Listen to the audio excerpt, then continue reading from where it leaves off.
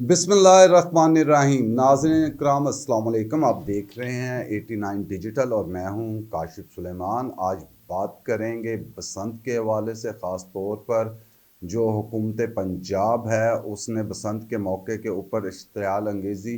को रोकने के लिए एक नोटिफिकेशन जारी किया है और दफ़ा 144 के तहत मुख्तलिफ जो हैं वो पाबंदियाँ आयद की गई हैं। वो पाबंदियाँ क्या हैं इसके ऊपर बात करेंगे। इसके साथ जो बसंत से पहले पतंगबाजी करेगा उसके लिए क्या जुर्माना और सज़ा रखी गई है। इसी तरह जो ममनुआ डोर और पतंगे बेचेगा उनके लिए क्या सज़ा और जुर्माना रखा गया है, ये भी आज के व्लॉग में आपको बताएंगे। और ख़ास तौर पे ये जो पाबंदियाँ लगाई गई हैं, क्या ये तहरीक इंसाफ के हवाले से लगाई गई हैं और इस बारे में तहरीक इंसाफ के रहनुमाओं का क्या कहना है, इस पर भी आज के व्लॉग में बात करेंगे। तो बसंत के हवाले से बात करें तो बसंत की जो वापसी है वो खुशी है या ख़तरा है। आया जो माजी के बहुत से ज़ख्म हैं उसको ये खोलने आ रही है, या लाहौर में बसंत जो है वो एक खुशी और पतंगों की वापसी जो है वो होने जा रही है। तो पतंग बाजी जो है और बसंत की हम बात करें तो इसके तमाम ज़ावियों पे हम आज बात करेंगे कि इसके फ़ायदे क्या हैं, ख़तरात क्या हैं। और ख़ास तौर पर जब कोई कौम किसी त्यौहार को इंजॉय करती है, उससे लुत्फ़अंदोज़ होती है, तो वो सिर्फ़ यानी उसको मना नहीं रही होती, उसको इंजॉय नहीं कर रही होती, बल्कि वो अपनी जो सकाफ़त है, अपनी तहज़ीब है, अपने त्यौहार को दोबारा ज़िंदा भी कर रही होती है। पतंगबाज़ी जो है वो सिर्फ़ पतंगे उड़ाने का नाम नहीं है, ये लाहौर की पहचान भी है। हम बात करें तो लाहौर की पतंगबाज़ी दुनिया के अंदर मशहूर है। और जिस दौर के अंदर बसंत मनाई जाती थी और जो लोग बैरून मुल्क रहते थे वो भी इस त्यौहार को एंजॉय करने के लिए लाहौर का आते थे। पाकिस्तान के अंदर से मुख्तलिफ़ शहरों से लोग लाहौर पहुंचते थे अपने रिश्तेदारों के घर, दोस्तों के घर, और बसंत से वो महजूज़ होते थे और छतों के ऊपर रौनकें लगती थी। ख़ास तौर पर जो छतें हैं वो बुक भी अंदरूनी शहर में कराई जाती थी। और इस बार भी बताया जा रहा है कि 5 लाख से लेके 20 लाख या इससे ज़ायद भी जो है और उसके कीमत के ऊपर जो है वो छतें बुक की गई हैं। तो इन छतों के ऊपर जो हैं वो रवायती खाने जो हैं वो मेहमानों को सर्व किए जाते थे, पीले कपड़े पहने जाते थे, मौसीकी चलती थी। और जब पहले बसंत मनाई जाती थी तो जहाँ दिन को बसंत होती थी वहाँ रात को भी पतंगबाजी जो है वो लाहौर की पहचान बनी। और जो पतंगे उड़ाने के शौकीन लोग हैं और ख़ास तौर पे लाहौरी हों तो वो रात के वक्त भी जो है वो सर्च लाइटें अपनी छतों पर लगा के जो है वो पतंगबाजी किया करते थे। तो एक बार फिर जो है हुकूमत ने 6, 7 और 8 तारीख को बसंत मनाने का जो है वो ऐलान किया है। ये पतंगबाजी जो है इस त्यौहार की दोबारा इजाज़त देने से जो हमारा एक सॉफ्ट इमेज है शहर का और सकाफ़ती सरगर्मियाँ हैं और हमारी ये रवायत भी है उससे जुड़ने का दोबारा मौका मिलेगा। ख़ास तौर पे वो बच्चे बच्चियां जिनकी उम्र आज 25 से 30 साल की ब्रैकेट के अंदर है, मसलन बसंत को कमो बेश 22-25 साल इसकी पाबंदी पे हो गए हैं। और अगर हम 30 साल भी चले जाएं तो जो बच्चा 5 साल का होगा उसने क्या पतंगबाजी देखी होगी। तो आज की वो जनरेशन जो 25-30 साल की है वो पहली दफ़ा इसको देखेगी। उसने अपने बुज़ुर्गों से ज़रूर सुना होगा कि लाहौर की बसंत दुनिया के अंदर जो है वो मशहूर थी। और इस हवाले से आसमान जो है वो पतंगों से भर जाता था। आपस में लोग एक दूसरे की तरफ जाते थे, दावतें दी जाती थीं कि हमारी छत के ऊपर जो है आप आएँ और बसंत मनाएं। तो अब एक बार फिर 6, 7 और 8 को जो है یہ بسنت ہونے جا رہی ہے، معاشی والے سے اس کی بات کریں کہ اس کا معیشت پہ کیا اثر ہوگا، تو اگر ہم بسنت کی بات کریں تو اس بار کی بسنت کو میں تو یہ سمجھتا ہوں کہ یہ اشرافیہ کی بسنت ہے، کیونکہ عام اور متوسط طبقہ بھی جو ہے جتنی مہنگی اس وقت پتنگے، ڈورے اور گڈیاں ہیں وہ تو افورڈ نہیں کر سکتے، لیکن اس کا مثبت پہلو یہ بھی ہے کہ اشرافیہ کی جیب سے پیسہ نکل کے وہ عام اور متوسط طبقے تک جائے گا، کیونکہ کوئی بندہ ڈور جو لگا رہا ہے اس کا وہ مانجا ہو، آپ اس کی لیوی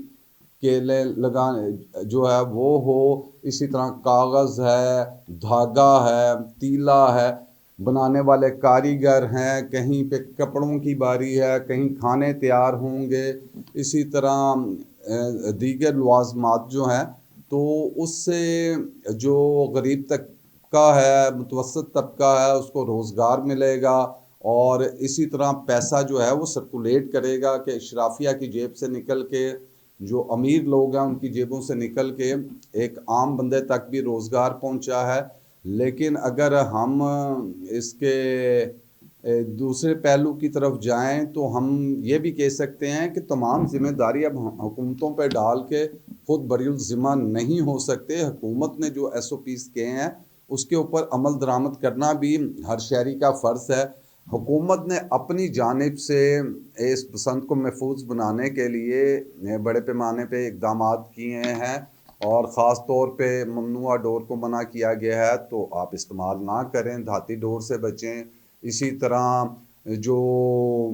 کیمیکل والی ڈور ہے، یا جو والدین ہیں وہ اپنے بچوں کے اوپر نظر رکھیں۔ جس طرح موٹر سائیکل جو بائک چلانے والے لوگ ہیں اس کے لیے حکومت فری جو ہے وہ راڈز بھی فراہم کر رہی ہے، تو جو بائک چلانے والے ہیں وہ اپنی موٹر سائیکلوں کے اوپر راڈ لگوائیں، اور دیگر جو ایس او پیز کہے گئے ہیں اس کو پہ عمل درآمد کر کے ایک اچھا اور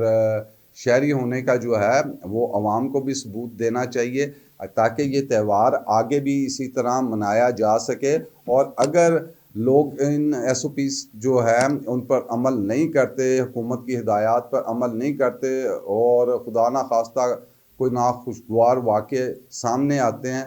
تو اس کا مطلب ہے آئندہ پھر اس تہوار کے اوپر جو ہے وہ پابندی لگ جائے گی۔ اور اس لیے بہتر تو یہی ہے کہ جو شہری ہیں وہ بھی ذمہ دار عوام ہونے کا، شہری ہونے کا ثبوت دیں، اور حکومت کے ساتھ تعاون کریں۔ اور کیونکہ کہا گیا ہے کہ 6، 7 اور 8 کو بسنت ہوگی، تو آپ اسی دوران جو حکومت نے وقت دیا اس میں جو ہے وہ پتنگ بازی کریں، اور جن چیزوں سے منع کیا گیا ہے اور جو حفاظتی اقدامات کرنے کے لیے کہا گیا ہے اس کے اوپر بھی آپ لوگ عمل کریں، تو اس سے ایک امید ہے کہ بہتر اور محفوظ جو بسنت ہے وہ منائی جا سکے گی۔ اب آتے ہیں ہم اصل موضوع کی طرف بھی، کہ حکومت کی جانب سے جو آج ایک نوٹیفیکیشن جاری کیا گیا ہے جس کے اندر کہا گیا کہ بسنت اشتعال انگیزی اور کو روکنے کے لیے دفعہ 144 کے تحت جو ہے مختلف پابندیاں عائد کی گئی ہیں۔ اس کے اندر اگر پابندیوں کا ذکر کروں تو اس کے اندر ہے مقدس کتب یا کسی کی تصویر، کسی شخص کی تصویر، تحریر، اسی طرح کوئی پارٹی پرچم یا کسی ملک کے پرچم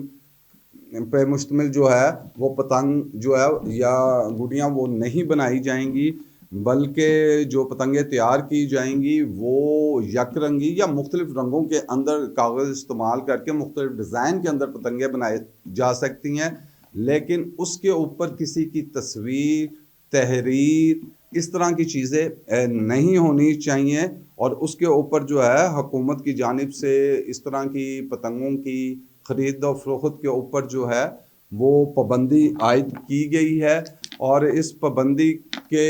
حوالے سے یہ بھی کہا گیا ہے کہ 6، 7 اور 8 کو جو ہے وہ بسنت آپ منا سکتے ہیں۔ اس سے پہلے جو لوگ بسنت منائیں گے اور خلاف ورزی کریں گے تو ان کے لیے جو ہے 5 سال قید اور 20 لاکھ روپیہ جو ہے وہ جرمانہ ان پہ عائد کیا جا سکتا ہے۔ اسی طرح وہ لوگ جو ممنوع مواد ہے وہ تیار کرتے ہیں یا جس چیز سے ڈوروں سے منع کیا گیا ہے اس کا استعمال کرتے ہیں، تو ان کے اوپر جو ہے وہ 7 سال تک ان کو قید اور 50 لاکھ روپیہ جو جرمانہ ہے وہ عائد کیا جا سکتا ہے۔ اب بحث اس وقت جو چل رہی ہے وہ یہ ہے کہ آیا حکومت کی جانب سے جو ہے وہ یہ پابندی جو عائد کی گئی ہے یہ اس لیے عائد کی گئی ہے کہ ایک طرف کیونکہ یہ بات گردش کر رہی تھی اور تحریک انصاف کے حلقوں میں یہ بات تھی کہ بسنت کے اوپر جو ہے وہ بانی تحریک عمران خان جو ہیں ان کی تصویروں والی جو ہے وہ پتنگیں جو ہیں وہ اڑائی جائیں گی، اسی طرح پارٹی پرچوں والی پتنگوں کی بھی بات کی جا رہی تھی۔ تو اس وقت تو اب سیاسی حلقوں میں یہ بحث ہے کہ یہ پابندی اصل میں جو تحریک انصاف بسنت کے ایونٹ کے اوپر کرنا چاہ رہی تھی کہ یہ تصویروں والی پتنگیں اور پرچموں والی پتنگیں اڑائی جائیں، اس کو روکنے کے لیے یہ اقدامات کیے گئے ہیں۔ تو پی ٹی آئی کی تو سیاسی سرگرمیاں پہلے محدود ہیں، جلد سے جلوس کرنا ان کے لیے مشکل ہے، میڈیا پر قدغنے ہیں، عوامی اجتماع کرنا بھی ان کے لیے کوئی آسان نہیں ہے۔ ایسے میں عمران خان یا تحریک انصاف کے پرچموں والی پتنگوں کے ذریعے وہ جو ہے وہ اپنی آواز اٹھائیں تو اس کو بھی اس نوٹیفیکیشن کے ذریعے جو ہے وہ روک دیا گیا ہے۔ اور جب حکومت علامتوں سے بھی خوف زدہ ہو جائے تو معاملہ صرف امن کا نہیں رہتا، یہ ایک ایسی سیاست ہے جو اس کے بارے میں تحریک انصاف کے لوگوں کا کہنا ہے کہ حکومت اس وقت ایسی سیاست کر رہی ہے جو رنگوں سے بھی ڈر رہی ہے۔ اور پی ٹی آئی کی جن رہنماؤں سے میری بات ہوئی آج، ان سے جب پوچھا کہ اس نوٹیفیکیشن کے حوالے سے تو انہوں نے کہا کہ بسنت کے حوالے سے حکومت جو ہے وہ خوف زدہ ہے اور یہ ان کی طرف سے سازش کی گئی ہے کہ جو ہم اپنی ایک آواز ہے وہ بھی نہیں اٹھا سکتے، اور حکومت تحریک انصاف سے خوف زدہ ہے جس کی وجہ سے اس طرح کی جو پابندیاں ہیں وہ عائد کی جا رہی ہیں۔ لیکن عوام تک جو ہمارا پیغام ہے وہ ضرور پہنچے گا، اور وہ کہتے ہیں کہ لوگ جو ہیں وہ آج بھی پاکستان کی مقبول ترین جماعت جو ہے وہ تحریک انصاف ہے، اور لوگ بانی تحریک سے محبت کرتے ہیں، لیکن اس طرح اگر دبایا جائے گا تو اس طرح تحریک انصاف کی آواز کو دبایا نہیں جا سکتا۔ ہم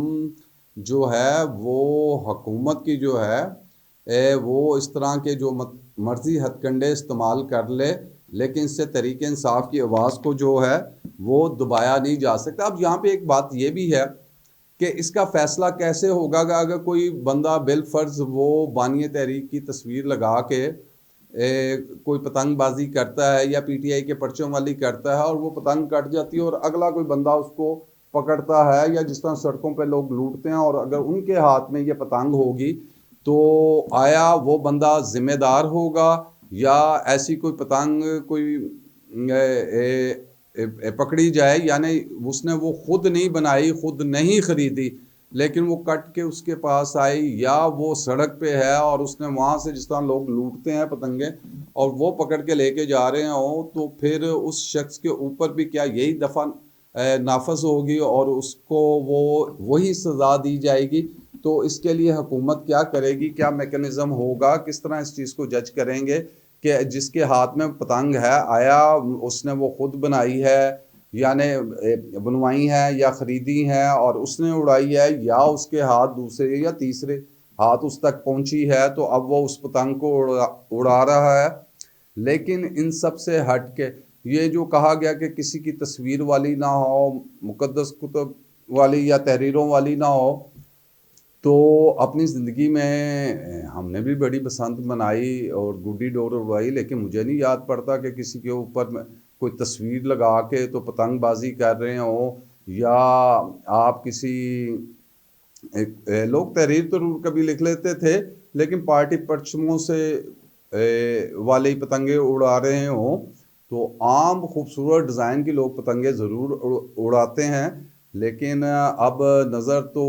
اس کے پیچھے یہی آ رہا ہے، کیونکہ سیاست کے اندر وقت اور ٹائمنگ جو ہے وہ بڑی میٹر کرتی ہے کہ آپ کس موقع پر اس طرح کی پابندیاں جو ہیں وہ عائد کر رہے ہیں۔ تو آج کی جو پابندیاں حکومت کی جانب سے لگائی گئی ہیں وہ نظر آتا ہے کہ خاص طور پہ یہ جو 30 دن کے لیے لگا دی گئی ہیں، اور ان کی جو سزائیں ہیں وہ بھی 5 سال قید سے لے کے 20 لاکھ جرمانے تک، یا 7 سال قید سے لے کے 50 لاکھ روپے جرمانے تک رکھی گئی ہیں۔ تو وہ یہ ثابت کرتی ہیں کہ یہ کس کو دیوار کے ساتھ لگایا جا رہا ہے۔ تو سوال اس وقت یہ ہے کہ بسنت یہ نہیں بنتا کہ بسنت ہونی چاہیے یا نہیں ہونی چاہیے، اب اصل سوال تو یہ بنتا ہے کہ ہم ذمہ دار قوم بن چکے ہیں یا ابھی ہمیں مزید وقت درکار ہے۔ اس کے ساتھ ہی اپنے میزبان کاشف سلیمان کو اجازت دیجیے۔ اللہ حافظ۔